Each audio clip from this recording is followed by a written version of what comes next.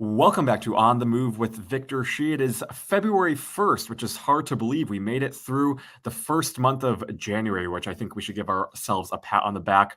Today, we have an action-packed episode for you. I'm going to start off by giving you an update about the news of the day and answering some of the questions you have for me. Then in about 10 minutes, 11:10 Eastern Time, 8:10 Pacific Time, we're going to bring on the chair of the Democratic National Committee, the DNC, Jamie Harrison, to talk about everything we're seeing from Republicans. And Democrats are not only in responding to the actions of Republicans, but also ahead of the 2024 election. So let's get started. Some news of the day, and there's some things that just broke right before we went live. First is the FBI doing another round of searches for Joe Biden. And I think the key distinction between what's happening in this case and also what's happening in Trump is that Joe Biden is cooperating. He is allowing the FBI to search his properties. Whereas for Trump, he has to get a search warrant. He has to basically get a search warrant from the FBI, and they have to have what they call probable cause to search the property. So you're seeing these two differences, these two key differences between what's happening. Biden is very forthcoming. He's allowing the FBI to search his properties, while Trump continues to try to kind of hide and also evade the process of searching his properties. And so that's, I think, the key difference. But also for me, I hope that, there were these documents, there were these boxes that were being transferred from Mar-a-Lago to his property in Bedminster, New Jersey. And I hope that there's some way that we can search his other properties. But, I don't expect Donald Trump to be very forthcoming about his documents and anytime soon, if past his prologue. So there's that. Oops, sorry about that. So there's that issue right now. There's also Nikki Haley running for president. So what we know right now is that Nikki Haley, who was the former governor of South Carolina and also the U.S. ambassador to the UN under Donald Trump, is officially running for president. She, if we can all remember, she was critical of Donald Trump in 2016 before he became president. She basically was reluctant to support him. She said after the January 6th insurrection that most of Mr. Trump's major policies were outstanding and made America stronger, safer, and more prosperous. She also condemned Trump's actions on January 6th. It was one of the moments where she actually spoke out against him, saying that many of his actions since the election were wrong and would be judged harshly by history. I will gladly defend the bulk of the Trump record and his determination to shake up the corrupt status quo in Washington. And then later in April 2021, after she criticized Trump's role in the insurrection, she said that she would support Trump running in 2024. So basically, what you see is this woman who is basically a fool to Donald Trump. She's a tool for Donald Trump, and I don't think she's going to stop anytime soon. And her running for candidacy, I think we all have to call it her hypocrisy. She's someone who I think sells her image as someone who is moderate, as someone who is saner than Donald Trump. But we should never forget that she's someone who really enabled Trump during the first couple of years of his presidency, and really what allowed him to get off the ground and running. A lot of the foreign policy that Trump was able to commit was because of her as the U.S. ambassador to the UN. And so we're seeing a lot of these Republicans come into the race, and a lot of these Republicans, on the surface level, may not seem like Trump, right? Ron DeSantis, Nikki Haley, they are calmer, they are more cool, they have more experience. But at the same time, their policies are just as extreme. As governor in South Carolina, Nikki Haley was someone who vehemently opposed expanding access to the ballot box. She also was opposed to LGBTQ rights. So there are a lot of these things that are really concerning for the current Republican slate that are running. And so all of our eyes should be on that and seeing what, the future of the Republican field looks like. And I think it's about all of us as Democrats to call out these Republicans for what they're doing. It's a lot of rehabilitation campaigns, what we're seeing from people like Bill Barr and also other Trump administration officials who served during the Trump administration, was part of the group that enabled the worst among him, and yet now want to somehow revitalize their image and their reputation. But we cannot fall for it. So that's what's happening in 2024. Another thing that we're seeing right now out of the House is, we know that Republicans are pretty intent on not passing any real policy and instead forming things like the Weaponization of Government Subcommittee. And one thing that we saw this morning is Representative Andy Biggs, who serves on both the Judiciary as well as the Oversight Committees, has announced that today he's going to file impeachment articles against the Department of Homeland Security Secretary Mayorkas. I mean, mean, this is someone who was referred by the January 6th committee to the House Ethics Committee and still has many concerning things. He's an election denier. He serves on these powerful committees. And one of his first acts on those committees is saying that, the DHS secretary should be impeached. And so he's going to call for these articles of impeachment despite having nothing to prove as to why he should be impeached. And so you're seeing all of these things by Republicans right now, basically proving what we've all been, telling you, which is that they're planning to impeach these people. I see we have Chairman Harrison with us today. Thanks so much for being here, Chairman Harrison. It's so great to see you. Thanks so much, Victor, for having me. It's great seeing you as well. Of course. So I know we've interacted a lot on Twitter, and so this is really amazing to get to see you in person. I understand that you're at a DNC meeting in Philadelphia right now. I'm not quite sure that most people understand what a DNC meeting is. So tell us what that means and what's happening in Philly right now. Well, first of all, just to back out, make sure that folks understand that the DNC, so the Democratic National Committee, is made up of a number of members, Democratic National Committee members from every state. Every state gets a certain allocation, and they send those folks to represent them at the DNC. And then as chair, I get the opportunity to appoint 75 at-large members. But these DNC members are just made up of all types of folks, activists on the ground, elected officials, policy wonks, folks who are supportive of the president. We've been able to really, labor leaders, pull together a whole conglomeration of folks that represent the governing body of the National Democratic Party. Now, many of your folks know that in the Democratic pie, there are a lot of different Democratic committees and organizations. So in addition to the DNC, there's the DCCC, which is a Congressional Campaign Committee, and they oversee the congressional races. The DSCC, which is the Senate Campaign Committee, they oversee Senate races. The Democratic Governors Association, they oversee governor's races, and you think of all of the various elected officials, from mayors to state houses. There's a national organization in the Democratic Party that oversees that. The DNC, we work with all of those groups, but the lane that we own primarily is on the presidential race. And so we oversee the national convention, in which we select and formally vote on our nominees, president and vice president, but also where we pass our rules and bylaws. We pass our platform for the party for a 4-year period. And we also conduct the presidential debates as it relates to primary debates, and make sure that we work with our state parties on the primary schedule. So this meeting, we have 2 meetings every year of the DNC. This meeting is our winter meeting, and it's going to be a really special meeting because this is the meeting in which we as a DNC vote on the presidential primary calendar for 2024. Yeah. And we're changing that a little bit. And so it's going to be a historic meeting. So is there anything you can share about that primary schedule? Because, in 2020 and historically, it's been Iowa which first kicked off that presidential primary cycle. And there are some rumors that it might be South Carolina, which was the state that helped carry President Biden to the victory line, and also a state that I think is just more representative of the Democratic Party. But is there any talks about what the first state might be as of now? Yeah, so, since the 70s, Iowa and New Hampshire have really been the first 2 caucus and primary states. And so we saw the first change under Governor Howard Dean, in which he added to the presidential early primary window, the states of South Carolina and Nevada. And that was for the first time then bringing in voices that were even more representative of the Democratic Party. First African-American state first state with a significant population of African-Americans in South Carolina. And then Nevada brought a state with significant Latino, but also labor voices into the mix. And so we've been conducting on that way for the last few years. But, the party is constantly evolving, and we're seeing where Black and brown voices, labor voices are all adding even more to the Democratic Party. And so this year, President Biden decided that he wanted to change up how we have done this for, we've been doing it since the 70s. And so he is in his primary calendar recommendation.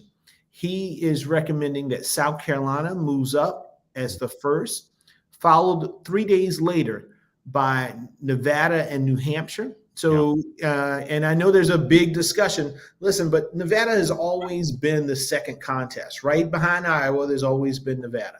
I mean, there's always been New Hampshire. New Hampshire's always been the second contest.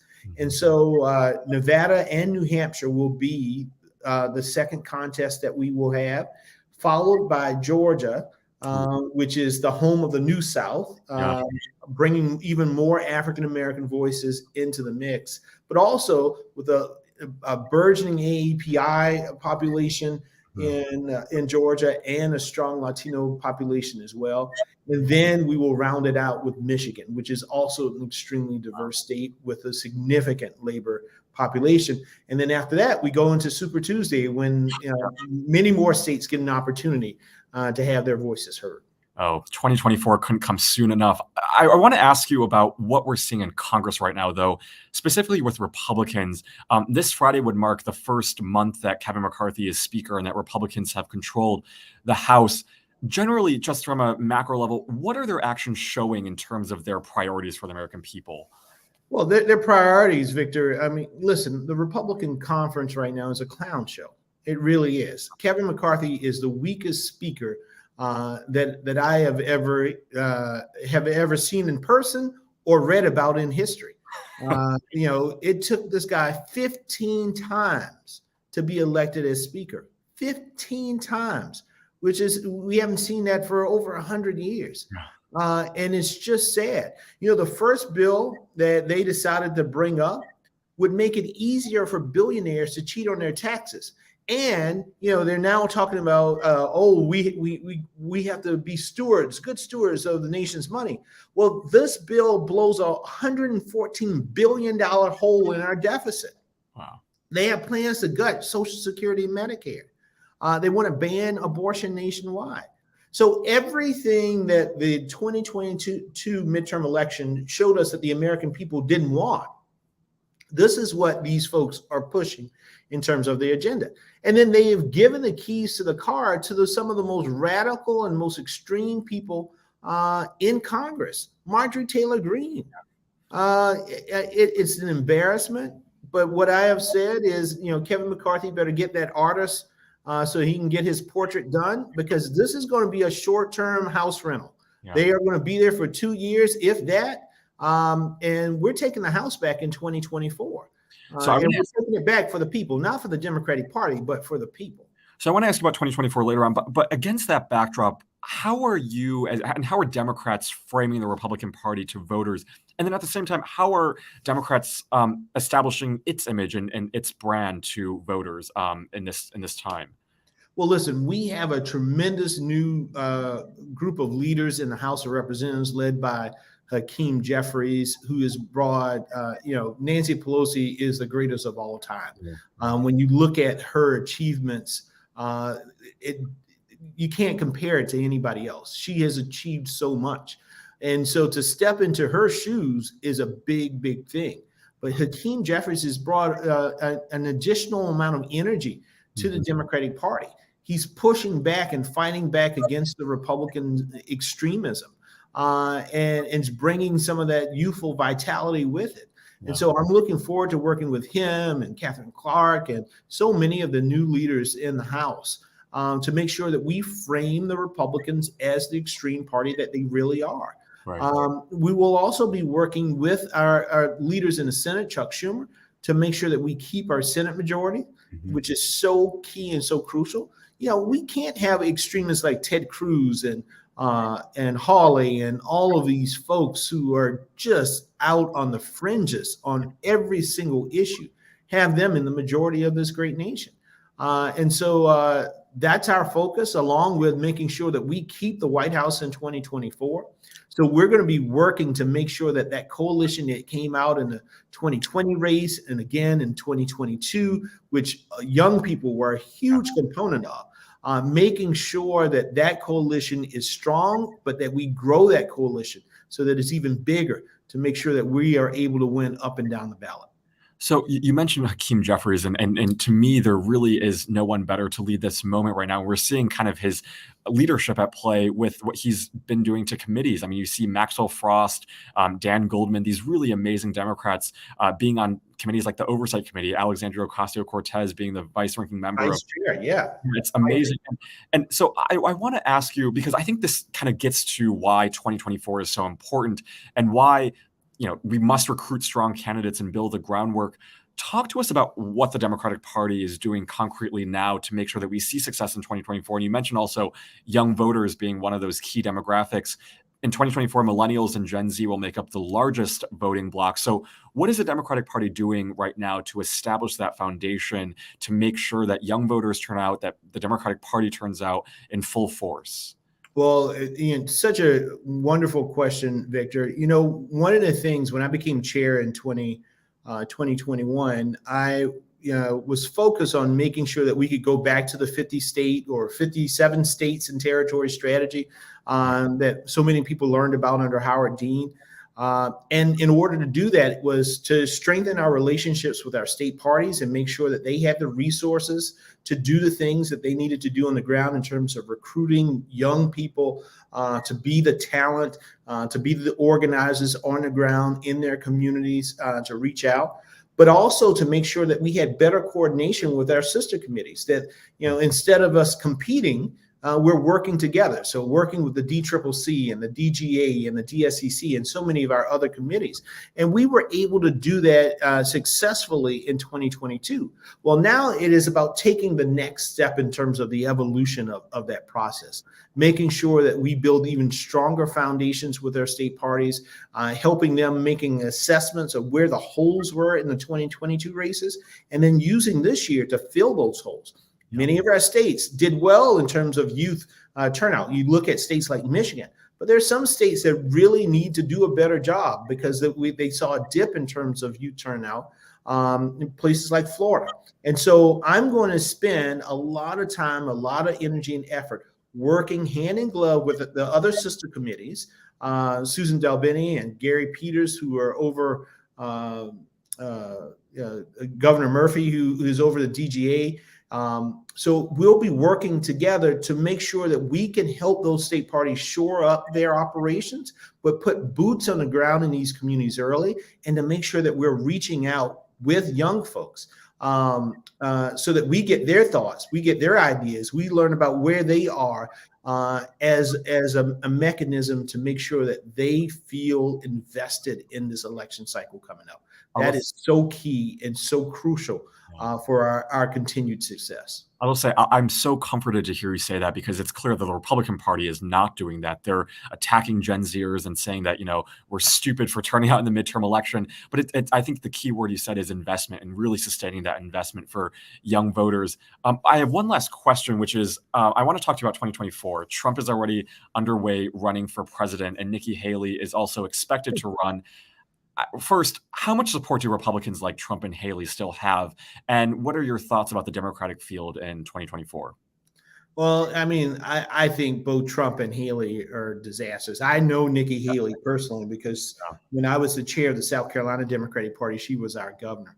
This is a person that is extremely politically ambitious, but has no core values. She will be and do whatever she needs to say in order to rise up the ranks. And that's a dangerous person to have in government. But, and she worked for Donald Trump. I mean, I remember during the 2016 election cycle when Nikki Haley, who supported Marco Rubio at the time, just decimated Donald Trump and said that he was the least moral person that she knew and was not reflective of the Republican Party. And guess what she did? Hell, she went and worked for the guy. Yeah. So it shows you that it doesn't matter for her. Whatever she can do in order to climb up the ranks, she will do it. And if that means selling her soul, she'll do that too. And so Nikki Haley, Donald Trump are all dangerous, and they will set America on a track backwards instead of moving forward. And so you're going to see the most extremism, and what you will see in this primary on the Republican side is they're going to try to one up each other in terms of who can be even more far right. So once DeSantis gets in, they're going to continue. I mean, Pompeo, the former Secretary of State Pompeo said that he's going to get in, and we saw what he wrote in his book about the journalist who was murdered over in Saudi Arabia. So it is awful. These people are not leaders. All that they see, instead of wanting to deliver for the American people, they want to deliver power for themselves. Power for power's sake is a dangerous, dangerous thing. And that's what we're going to see from the Republican Party. And that's why, Victor, it is so, so important for everybody, young and old alike, all backgrounds and ethnicities, gender identity, sexual orientations. It's important for all of us to stand up. And I leave your listeners with this. There's a quote that today is the first day of Black History Month. And we just celebrated, the King Day a few weeks ago. In Dr. King's letter from a Birmingham jail, and folks, if you have not read it, you need to. That is something that you have to read at one point in your life, and you should read it sooner than later. Yeah. But one of the quotes that lives with me is this quote that he said, "We will repent in our generation, not merely for the hateful words and actions of the bad people, but for the appalling silence of the good people." Mm-hmm. Mm-hmm. So we see a lot of hateful words and actions right now in the society. We see it from the Republican side of the aisle. Yeah. But what is even more troubling is if we have silence from good people in this country. Yeah. And that silence is also equated to not going to have your voice be heard at the ballot box. Mm-hmm. Make sure you register to vote, folks. Go to iwillvote.com. Check on your status. Make sure that you know who's on the ballot. Make sure you do everything that you can to have your voice be heard. And guess what? Particularly young people, you are the most influential person in the lives of other young people.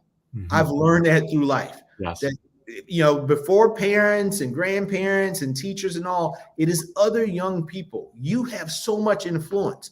Use that power, use that influence, and make sure that you're not silent, but also make sure that your friends are also not silent.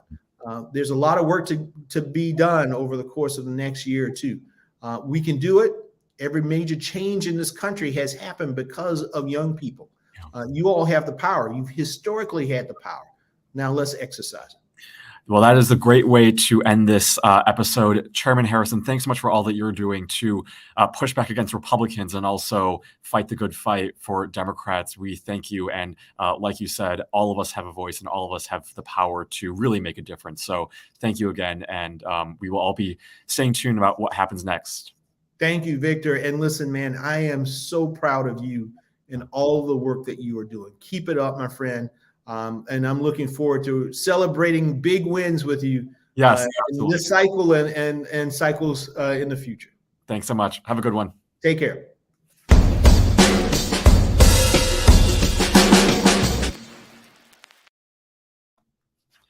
Well, that was a great episode with Chairman Harrison. We got to hear from the person who is leading the Democratic Party. And like he said, all of us have a voice. And it really, we might be a few hundred days away from the November 2024 election, but the work does not stop. Even if it's just one phone call a day, one text message a day to someone that you care about, just telling them about, the Republican policies and what they're trying to do. Those peer-to-peer conversations I found work super, super effectively, even better than, the media telling you, myself telling you. It's about all of us then going into our circles. I mean, imagine the ripple effect that we can have if we talk to someone, change one person's mind, and that one person changes another person's mind. It really makes a key difference. And so that's our agenda and our task ahead of 2024. And I know I won't be stopping, and I know everyone here watching is engaged and in the fight as well. Just one last thing. Today is, like Chairman Harrison said, the start of Black History Month. This comes at a time when Republican states are trying to ban books of certain Black visionaries and fighters and voices. And so that's very concerning. And today is also Tyree Nichols' funeral. And so I just want to take a moment and honor Tyree Nichols as a human. He was 29 years old, died at 29 years old, not even 30. He was a skateboarder, a photographer, great pictures. You can find his stuff on the internet. He made boxes at FedEx. He made friends during his morning visits at Starbucks. That was his morning ritual, going to Starbucks and talking to people.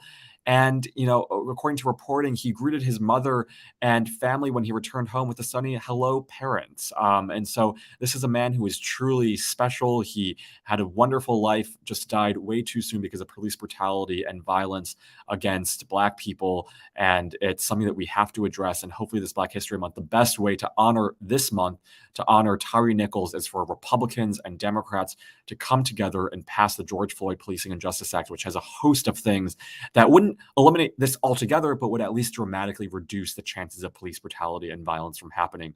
So that's what I'm going to end with today. Tomorrow, I'll be back with an Ask Me Anything session at 11 a.m. 11 a.m. Eastern Time, 8 a.m. Pacific Time, right here on youtube.com/Politicon.